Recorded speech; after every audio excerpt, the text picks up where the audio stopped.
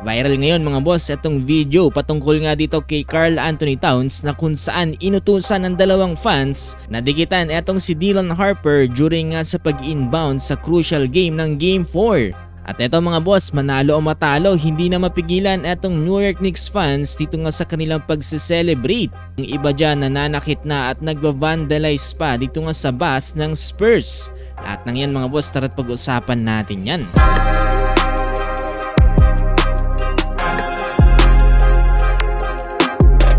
Sa ngayon mga boss ay abante na sa 3-1 standing eto ng New York Knicks kontra nga dito sa San Antonio Spurs sa Game 4. Pero during sa crucial na laban mga boss ng Game 4 ay merong isang viral video etong si Karl Anthony Towns na kung saan inuutusan mga boss ang dalawang fans dito nga sa court side na dikitan etong si Dylan Harper para mas maging maliit ng espasyo sa pag-inbound ng bola.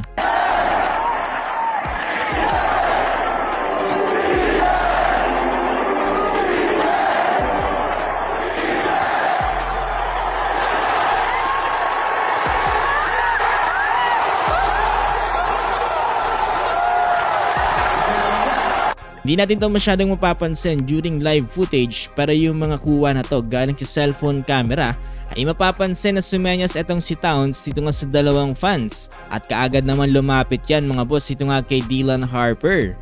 Sabi nga ng iba mga boss yan daw ang ibig sabihin ng home court advantage. Literal na ginamit bilang advantage etong mga fans dito nga sa crucial na laban. Pero matapos nga manalo dyan ng New York Knicks ay tila nga ba hindi pa sila nakontento. At eto mga boss, matapos ng dumaan ng mga Spurs players ay binato pa nila etong si Wemby ng itlog. Throwing at him.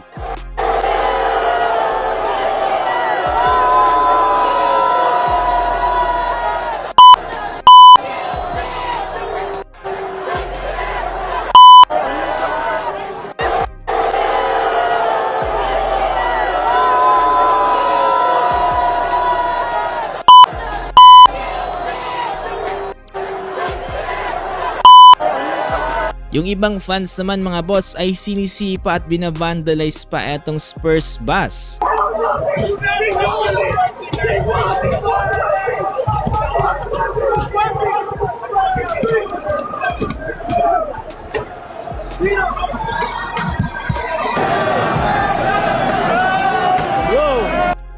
Iba naman ay hindi na ata nagsiselebrate at naninira na lang ng gamit. Sabi nga ng iba na tila nga ba para naging too far na nga daw etong New York Knicks. Ang ilan naman ay mga nagsasabi na parang hindi nga daw deserve ng New York Knicks ang magkaroon ng championship dahil nga sa kanilang mga inaasal. So mga boss, anong masasabi nyo dito? Nga pala mga boss, nakikisuyo po ako sa inyo na pakilike po itong ating video at pakifollow na rin po sana mga boss itong ating page dahil magiging malaking tulong na po yan para sa ating channel. Maraming salamat po talaga sa inyo mga boss.